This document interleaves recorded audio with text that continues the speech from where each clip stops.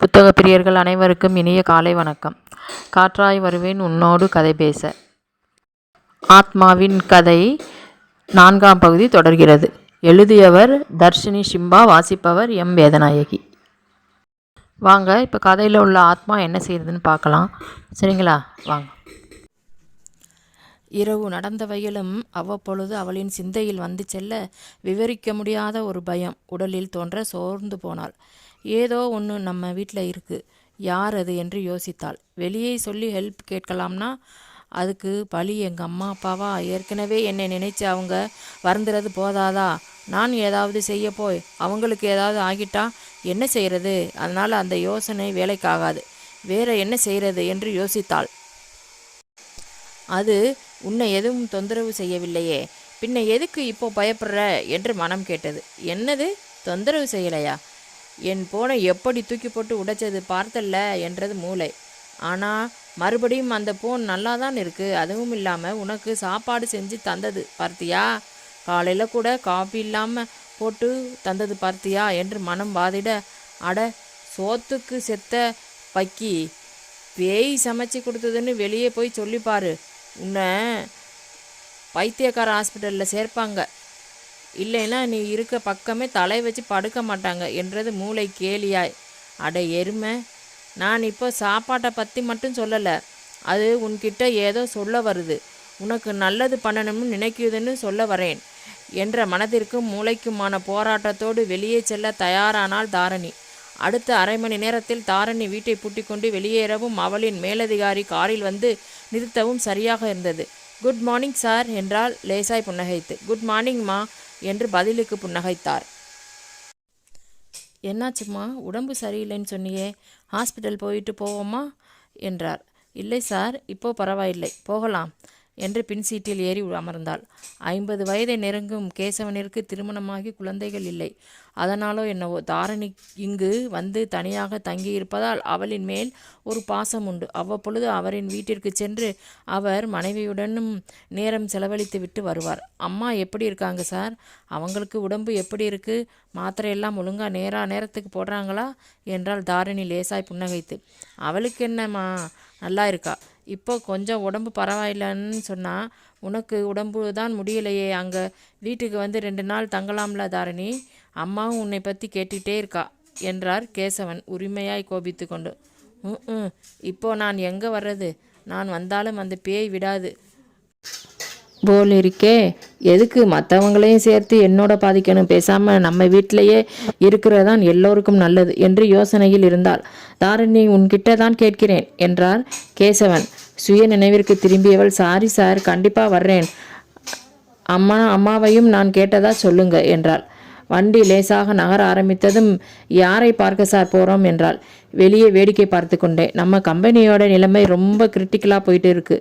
கம்பெனியும் இப்போது லாஸில் போய்கிட்டு இருக்குது. அதை சரிகட்டி முன்னேற என்ன வழின்னு போன மாதம் நம்ம முதலாளி வந்து மீட்டிங் வச்சார் இல்லையாம்மா என்றார் அவளை திரும்பி பார்த்து. ஆமாம் சார், எனக்கு கூட எங்கள் நஷ்டத்தை காட்டி ஆட்குறைப்புன்னு வேலையை விட்டு தூக்கிடுவாங்களோன்னு பயமாக இருந்தது. லேசான படபடப்புக்கும் விழிகளோடு, உனக்கு நம்ம முதலாளியை பற்றி தான் தெரியுமம்மா, நீயும் 8 மாதமாக இங்கே தான் இருக்க, நாம் யாரையாவது என்னைக்காவது ஒரு நாள் மனம் நோகும்படியாக பேசியிருப்பாரா என்றார். எனக்கு தெரிஞ்சு இல்லை சார் என்றார். அப்படிப்பட்டவர் எப்படி வேலையிலிருந்து நீக்குவார் என்றார். நீங்கள் சொல்கிறதும் சரிதான் சார், ரொம்ப நல்ல மனுஷன். நல்ல மனுஷங்களை தான் கடவுள் ரொம்ப சோதிப்பார் போல என்றால் லேசாக வருத்தமாய் புன்னகைத்து. ஆமாம்மா, நீ சொல்கிறது உண்மைதான். அதான் நம்ம கம்பெனியில் இருக்க கொஞ்சம் ஷேரை வெளியில் தர முயற்சி பண்ணுறார். அதுக்கு தான் இப்போ ஒரு இன்வெஸ்டர் ஓகே சொல்லியிருக்கிறார். முதலாளியோட மனைவிக்கு கொஞ்சம் ஹெல்த் சரியில்லை, அதான் நம்ம 2 பேரையும் போக சொன்னார். அவரை பார்க்க தான் போகிறோம். நம்ம ஓனரோட குடும்ப நண்பர் தான் அவர். ஓனர் ஃப்ரெண்ட் பையன்தான் இப்போ கம்பெனியை நடத்திக்கிட்டு இருக்கார் என்றார். சரி சார், அவர் வீட்டுக்கு தான் நாம் போகணுமா என்றால். ஆமாம்மா, துரதிர்ஷ்டவசமாக அவரோட மனைவி போன வருஷம் பிரசவத்தில் இருந்துட்டாங்க. 1 வயசு குழந்தைய பார்த்துக்கணும். இருந்தாலும் ஆபீஸ்க்கு வந்துடுவார். இன்னைக்கு அவங்க மனைவிக்கு முதல் வருஷம், அதனால் இன்னைக்கு மட்டும் வீட்டில் ஆபீஸ் ஒர்க்கை பார்த்துக்கிறார் என்றார் வருத்தமாக. ஓஹோ, அட கடவுளே, 2 பேரையும் கடவுள் தான் காக்கணும். என்ன ஒரு கொடுமை, கேட்கும்போதே ரொம்ப வருத்தமாக இருக்கு. அந்த பிஞ்சு குழந்தை என்ன பாவம் செஞ்சதோ என்றால் வருத்தமாக. தன் வாழ்க்கையும் இந்த நிமிடத்தில் இருந்து தலையில் ஆகப் போகிறது என்று அறியாமல். மேலும் 10 நிமிட பயணத்திற்கு பின் மரங்களும் செடிகளும் நிறைய பூத்து குலுங்கும் ஒரு காம்பவுண்டில் நுழைந்தது. பங்களா போன்ற ஒரு வீட்டின் முன் அவர்களின் வாகனம் நின்றதும் இருவரும் நுழைந்தனர். இவர்களை கண்டதும் செடிகளுக்கு நீர் பாய்ச்சி கொண்டிருந்த வேலையாள் ஒருவர் ஓடி வந்தார். யார் சார் வேணும் என்றார். சாரை பார்க்க வந்திருக்கிறோம் என்றார் பவ்யமாய். சாரை இன்னைக்கு பார்க்க முடியாதுங்கய்யா என்று தலையை சொரிந்தார். அப்படியா, ஏன்பா என்றார். இன்னைக்கு முதலாளி அம்மாவுக்கு கும்பிடுறோமுங்க, அதான் ஐயா பூஜையில் இருக்கார் என்றான் வருத்தமாக. ஓ அப்படிங்களா, ரொம்ப வருத்தம் தெரிவிக்கிறோம். ஆனால் ஐயா தான் இன்னைக்கு வர சொன்னார் என்றார் குழப்பமாக. சரிங்கய்யா, நீங்கள் இங்கேயே இருங்க, நான் எதுக்கும் போய் கேட்டுக்கிட்டு வந்துடுறேன் என்று ஓடினான். சாரிம்மா, உன்னை வேற உடம்புக்கு முடியாமல் இழுத்துட்டு வந்து இங்கே நிறுத்திட்டேன் என்றார் வருத்தமாக. விடுங்க சார், நீங்கள் என்ன வேணும்னா செஞ்சீங்க? அதுவா நடக்குது. எல்லாத்துக்கும் மேலே இந்த குழந்தையை நினைச்சா துக்கத்துக்கு அடக்கவே முடியலை என்றால் கண்கள் லேசாக பணிக்க. யாரும் எதுவும் செய்ய முடியாதுமா, எல்லாத்துக்கும் மேலே ஏதோ ஒரு சக்தி இருக்கு. நம்ம விதி என்னவோ அதுபடிதான் நடக்கும். என்ன நாம பொக்கிஷமா பாதுகாத்தாலும் இந்த நொடி என் உயிர் போகணும்னு எழுதியிருந்தா யார் தடுத்தாலும் அது போய்தான் தீரும். எல்லாமே அவங்க கர்மா என்றார். அவர் கூறிக்கொண்டிருக்கும் போதே தன்னை சுற்றி ஒரு புது உணர்வு தோன்றுவதை கவனித்தாள். யாரோ தனக்கு மிக அருகில் நிற்பதை போன்ற ஒரு எண்ணம் தோன்றியது. மிக குளிர்ந்த காற்று அவளை தீண்டி அவளோடு ஒட்டி கொண்டது போல் இருந்தது. என்ன இது, திடீர்னு ஒரு மாதிரி இருக்கே, எங்க 2 பேரை தவிர யாரோ ஒருத்தங்க இங்க இருக்காங்க என்று தன்னையே கேட்டுக்கொண்டு சுற்றி முற்றி பார்த்தார். தன் கழுத்தை யாரோ நெருக்கி பிடிப்பது போல் இருக்க சுவாசிக்க தடுமாறினாள். தாரணி தாரணி என்று யாரோ தன்னை உலுக்குவது போல் இருக்க விருட்டென்று தன் மேனியில் பரவிய குளிர்காற்று விலகியது. மாயையிலிருந்து விடுபட்டது போல் இருந்தது அவளுக்கு. என்ன ஆச்சுமா, உனக்கு மயக்கம் வருதா, ஹாஸ்பிட்டல் போகலாமா என்று கேட்டு கொண்டிருக்கும் போதே அதெல்லாம் என்று கூறியபடியே விழிகள் சொருகி மயங்கினாள். அந்த மயக்கத்திலும் தன்னை தூக்கிச் செல்லும் கரத்தின் ஸ்பரிசத்தை உணர்ந்து கொண்டாள். கடவுளே, எனக்கு சக்தி கொடு, நான் என்னைக்கும் பார்க்கக்கூடாது, நினைச்சிட்டு இருக்கிற முகத்தை பார்க்க வச்சிடாத, நான் எழுந்து இப்படியே என் வீட்டுக்கு ஓடிடணும் போல இருக்கு, என்னை இறக்கி விடுங்க என்று தனக்குள் கூறியபடியே ஆள் நித்திரைக்கு சென்றிருந்தாள். மெல்ல விழிகளை திறந்தவள் அங்கும் இங்கும் பார்க்க, என்னாச்சு எனக்கு, நான் எங்கே இருக்கேன் என்று 2 கரங்களால் தலையை அழுத்தி பிடித்து கொண்டு யோசிக்க, நடந்த அனைத்தையும் நடந்தவை நிழலாய் ஓடியது. அங்கே யாரை முழுவதுமாக வெறுக்கிறாளோ, யாரை தன் வாழ்நாள் முழுக்க பார்க்க கூடாதென்று நினைத்திருந்தாலோ எதிர் சுவரில் அலங்கரித்திருந்தது. வெடுக்கென்று வேகமாக எழுந்து அமர்ந்தவள் நாசியில் அவனின் வாசம் அந்த அறை முழுவதும் நன்கு நிரம்பியிருந்தது. ஒரு நிமிடம் கூட அங்கே இருக்க அவளுக்கு பிடிக்கவில்லை. என்ன ஆனாலும் அவனின் முகத்தை பார்க்கக்கூடாது, சீக்கிரம் வெளியேற வேண்டும் என்று அந்த அறையில் யாரும் இல்லை என்பதை உறுதிப்படுத்தி கொண்டு மெதுவாக எழுந்து தள்ளாடியபடி வெளியே எட்டி பார்த்தாள். கீழே இருந்த ஒரு அறையில் தான் இருக்கிறோம் என்று உணர்ந்து மெல்ல வெளியே வந்தாள். அவளை கண்டவுடன் பணியால் ஒருவர் ஓடி வந்து, முடிச்சிட்டிங்களாமா என்றார் அரைக்குறையாய். என் கூட வந்தவர் எங்கே என்றாள். ஐயாவும் அவரும் ஆபீஸ் விஷயமா ஏதோ பேசிக்கிட்டு இருக்காங்க. ஐயா நீங்கள் முடிச்சிட்டிங்களான்னு உடனே சொன்னார்.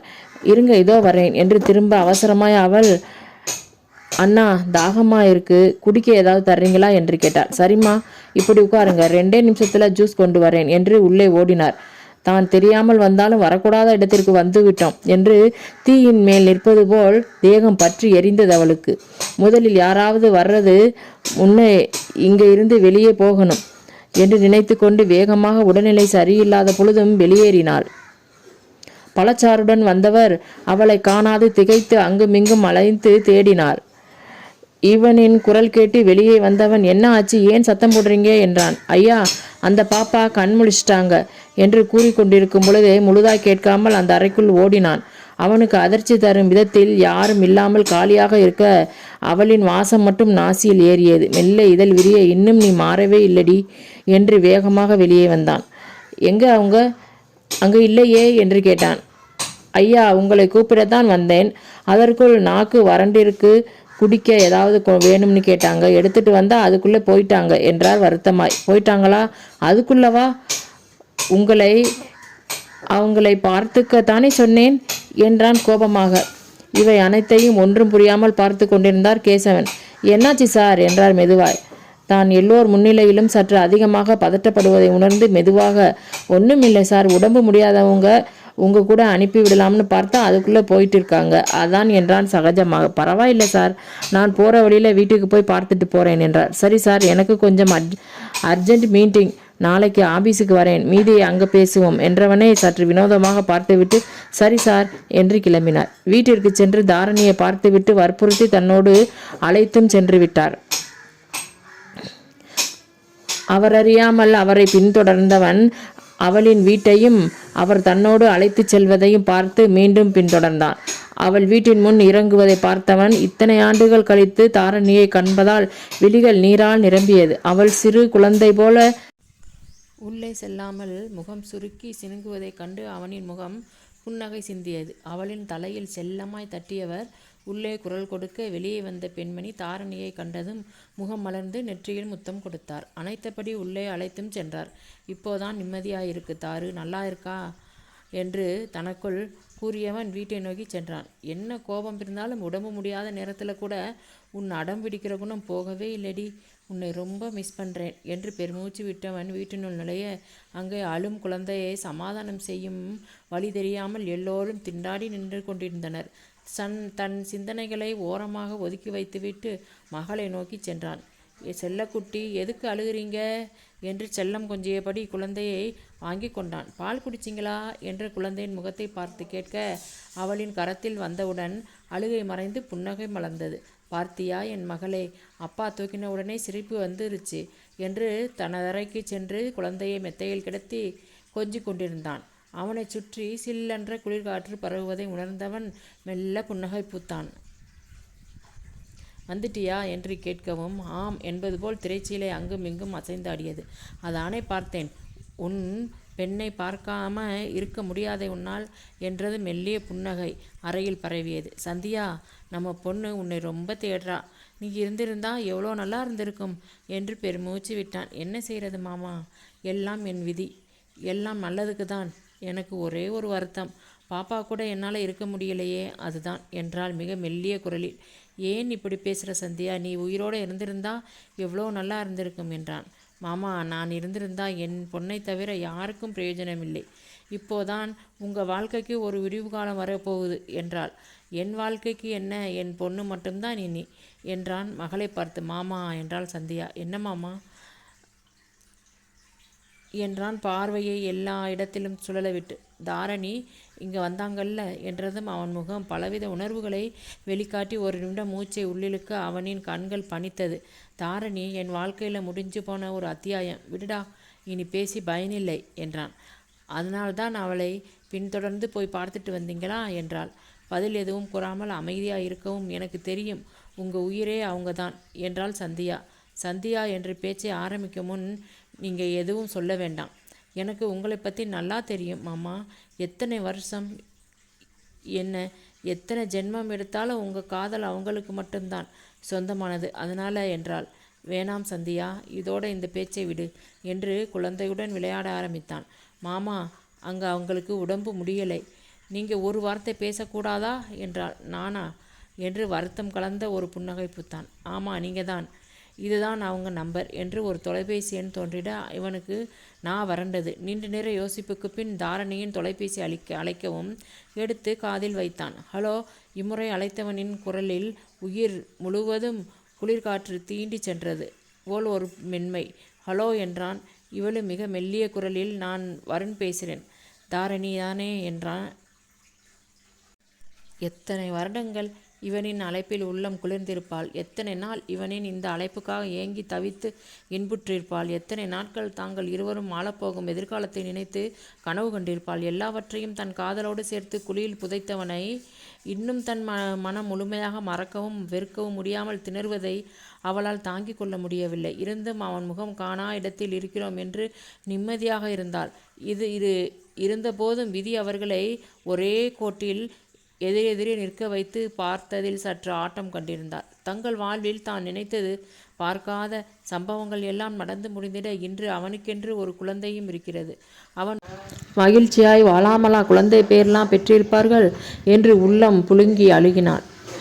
அவனை வெறுக்கிறேன் என்கிறாய், இன்று அவன் குரலினால் உன் மேனியில் மாற்றங்கள் ஏற்படுகிறது, இதற்கென்ன அர்த்தம் என்றும் அவளின் உள்ளம் எகத்தாளமாய் கொக்கரிக்க, இன்னும் வார்த்தைகள் இல்லாத நிழற்படங்கள் போல் அவளின் எண்ணங்கள் சிறக விரிக்க எங்கெங்கோ பறந்து கொண்டிருக்க அவளின் எண்ணங்களை அவனின் குரல் கலைத்தது. இவளின் மௌனம் மரணை கொல்லாமல் கொன்று கொண்டிருந்தது. தியா என்றான் பயம் கலந்த மெல்லிய குரலில். அவளின் விழிகள் விரிந்து சப்த நாடியும் ஒரு நொடி அடங்கிற்று. இதற்கு மேல் வழிகளை தாங்கவோ பழைய நினைவுகளை கிளறவோ விரும்பாமல் அலைபேசியை துண்டித்தாள்.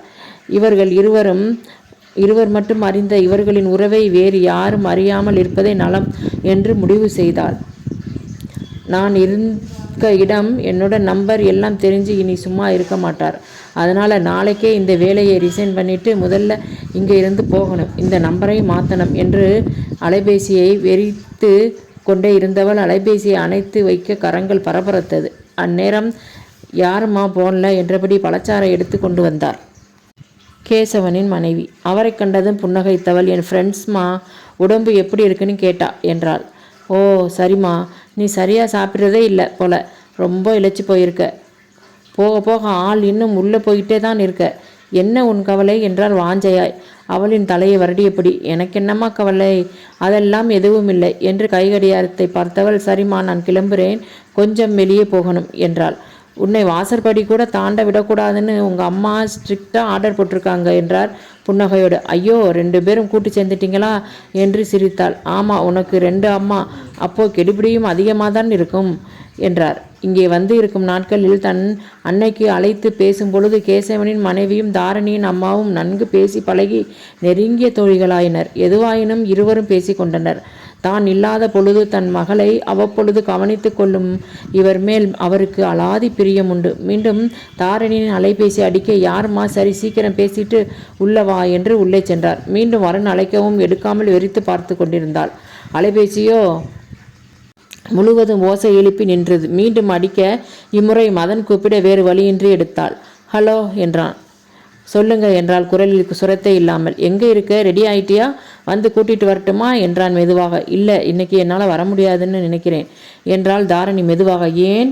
மதனின் குரலில் கடினம் தெரிந்தது. எனக்கு கொஞ்சம் உடம்பு சரியில்லாதான். ஹாஸ்பிட்டல் போகலாமா என்று கேட்கவும், இல்லை வேண்டாம் என்று மறுத்தாள். சரி நான் வரேன் என்றான்.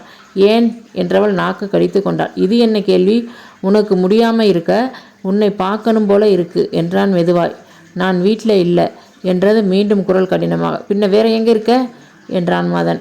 இங்கே கேசவன் சார் வீட்டில் இருக்கேன் என்றதும் சிறிது நேரம் எதுவும் பேசாமல் இருந்தவன், உனக்கு கொஞ்சம் கூட அறிவின்றதே இல்லையா, எதுக்கு அடுத்தவங்க வீட்டில் போயிருக்க, நீ உன் வீட்டில் இருக்க வேண்டியது தானே என்றான் சினம் பொங்க. அதுவரை அமைதியாக இருந்தவள், ஏன் எப்போவுமே எனக்கு அறிவு இல்லைன்னே தோணுதா உங்களுக்கு, பேசாமல் அறிவு நிறைய உள்ள பொண்ணா பார்த்து கல்யாணம் பண்ணிக்க வேண்டியது தானே என்றாள் வெடுக்கென்று. இப்போ எதுக்கு கோவப்படுற என்றான் பொறுமையாக. நான் கோபப்படுறேன், எப்போவுமே எனக்கு அறிவு இல்லைன்னு சொல்லி மட்டம் தட்டுறது நீங்கள் தான். இங்கே தங்கணும்னு எனக்கு ஒன்றும் ஆசை இல்லை. எங்கள் அம்மா தான் இவங்களுக்கு ஃபோன் செஞ்சு 2 நாள் பார்த்துக்கங்கன்னு சொல்லியிருக்காங்க. அதுவும் இல்லாமல் இவங்க 2 பேரும் எனக்கு இன்னொரு அம்மா அப்பா மாதிரி.